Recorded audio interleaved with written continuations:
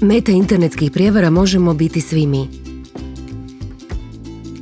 Jedan od čestih primjera je hakiranje maila. Primjerice, imate bliskog prijatelja u inozemstvu s kojim komunicirate e-mailom. Ukoliko je prijateljev mail hakiran, haker prati vašu komunikaciju mailom, a da toga niste svjesni niti vi, niti sugovornik. Nakon nekog vremena dobivate mail od prijatelja u kojem vas moli za financijsku pomoć. Najčešće se radi o nekom hitnom slučaju poput velike opasnosti za zdravlje ili posudbi za ratu kredita. Vi, ne sumnjajući u istinitost informacije, pomažete prijatelju i izvršavate plaćanje na račun naveden u mailu. No, nažalost, prevareni ste i novac će, umjesto vašem prijatelju, doći na račun hakeru.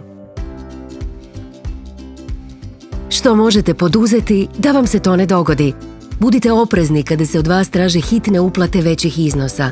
Takve zahtjeve provjerite s prijateljem s kojim ste u komunikaciji, putem nekog drugog kanala. Nazovite ga na mobitel, kontaktirajte ga putem društvenih mreža ili pokrenite video poziv i slično. Također, pazite što dijelite na društvenim mrežama.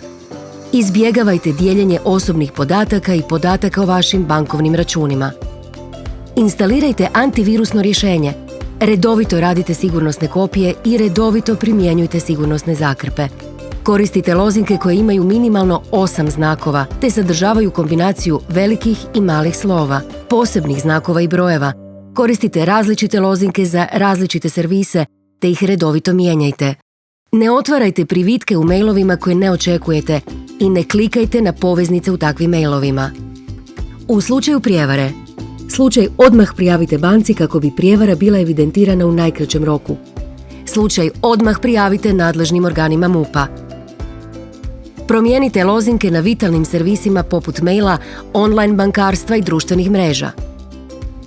Ažurirajte sigurnosne zakrpe u antivirusnom programu. Pokrenite antivirusni sken i uklonite malware ako postoji. Vaša sigurnost nam je na prvom mjestu.